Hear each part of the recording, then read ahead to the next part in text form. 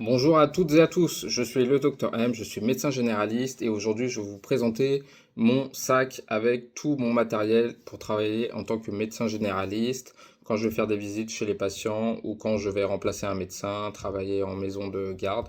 Donc je vais vous présenter tout mon matériel, l'indispensable pour travailler en tant que médecin. Je vais aussi vous présenter un petit peu le budget nécessaire et vous donner quelques conseils, quelques petites astuces pour avoir tout ceci à prix réduit, puisque je sais que quand on est étudiant en médecine, on a pas mal de dépenses et pas forcément beaucoup à mettre dans tout son matériel. Donc c'est parti, on va commencer avec le sac. Alors moi j'ai un sac à dos tout simple, un Icepack. Avant j'avais une espèce de sacoche de médecin où il y avait des scratchs, des zips. Je mettais beaucoup de temps à l'ouvrir, je n'arrivais pas à l'ouvrir. Il y avait en plus beaucoup de compartiments à l'intérieur, je ne savais pas où je mettais mes affaires. Donc là j'ai une grande poche, tout est hyper simplifié, j'ouvre la poche, j'ai accès à tout directement, ça va hyper vite, j'arrête de perdre mon temps à chercher mes affaires. Et c'est parfait. Donc un petit sac comme ça, entre 30 et 50 euros. Ensuite, le plus important, le stéthoscope. Alors à la fac, au début, nous avait donné en quatrième année un stéthoscope. C'était la marque Spengler, j'en étais très satisfait. Donc j'en ai racheté un. Ne lésinez pas sur la qualité du stéthoscope, puisque franchement, ça va vraiment tout vous changer. Parce qu'il y a des stéthoscopes premier prix, et peut-être à 20-30 euros, mais on n'entend strictement rien. On fait du mauvais travail. Donc vraiment un stéthoscope de qualité. Les Spengler sont entre 50 et 100 euros. Celui-ci, pour la petite histoire, je l'avais acheté sur Le Bon Coin à un médecin qui ne s'en servait pas. Il était comme neuf, il était neuf. Ça m'a coûté une trentaine d'euros ou 40 euros avec les frais de port.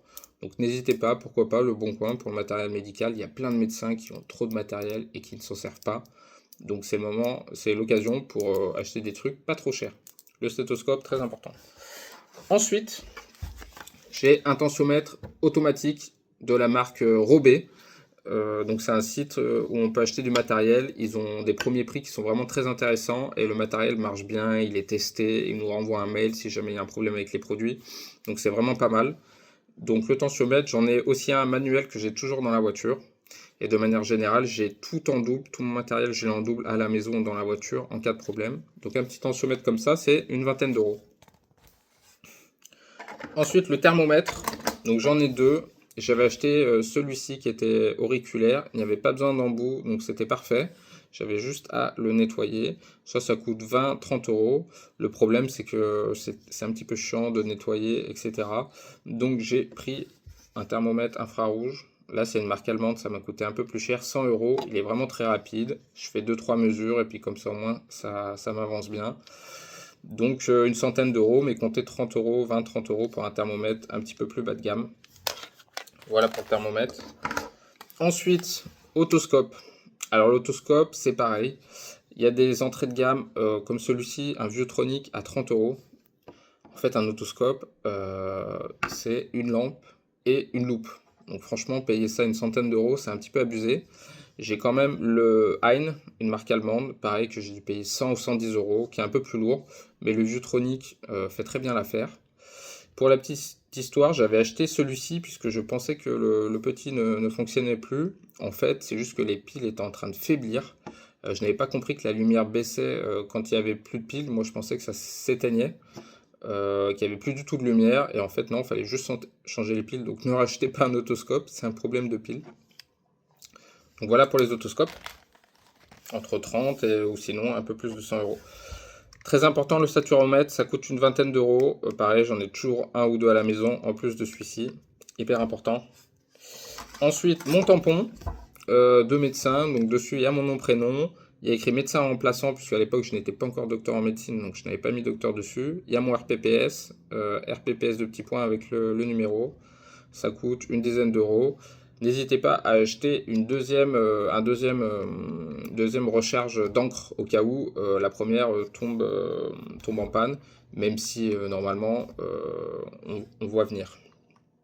On voit venir les pannes. Ensuite, j'ai un petit instrument dont je me sers parfois, pas souvent. C'est une petite curette pour que ce soit les enfants ou les adultes quand il y a un petit peu trop de cérumen et qu'on ne voit pas bien le tympan. Alors il ne faut pas aller profond. Surtout chez les enfants, Mais si à l'entrée du conduit auditif, on a vraiment un gros bout de cérumen, on peut enlever avec ça. Alors le problème de celui-ci, c'est qu'il est assez large. Il fait bien 5 mm de large, mais il y en a des plus fins. Euh, donc voilà, ça peut être utile. Ça coûte entre 5 et 10 euros. C'est un petit bout de métal. J'ai toujours aussi un stylo. Puisqu'en fait, tous ces petits instruments, thermomètre, otoscope, tampon, j'ai tout dans une petite pochette que m'avait donné Robé. Donc c'est hyper pratique, je mets tout dedans. Je mets aussi quelques abaisse-langues, si j'en ai besoin. Et je mets aussi des piles. Alors pour le saturomètre, c'est des petites piles comme ça, des 3A. Mais pour le tensiomètre et pour le thermomètre, c'est des plus grosses piles. J'ai toujours des piles avec moi ou dans la voiture, en cas de panne. Ensuite, j'ai aussi des spéculums auriculaires taille enfant, puisque en fait les tailles enfants vont marcher pour les enfants et les adultes, alors que les adultes ne marchent pas pour les enfants. Et moi je suis plus à l'aise avec ceci, donc j'en ai toujours une trentaine sur moi, au cas où il n'y en a pas là où je travaille. Donc hyper important pour moi.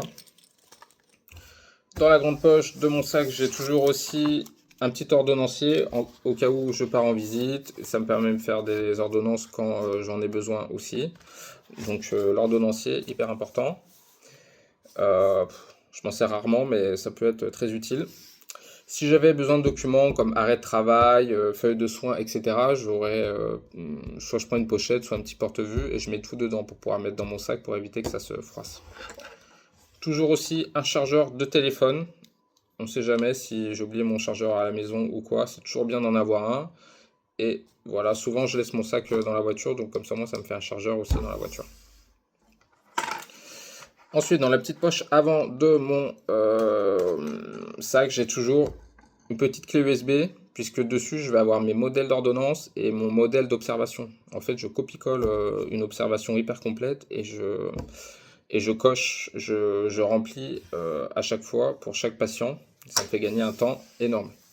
Et ça permet d'avoir une observation bien complète, tout en allant vite. J'ai toujours un porte-aiguille, je m'en sers très rarement, mais j'ai toujours un porte-aiguille. Toujours une paire de ciseaux aussi. Et du sparadrap.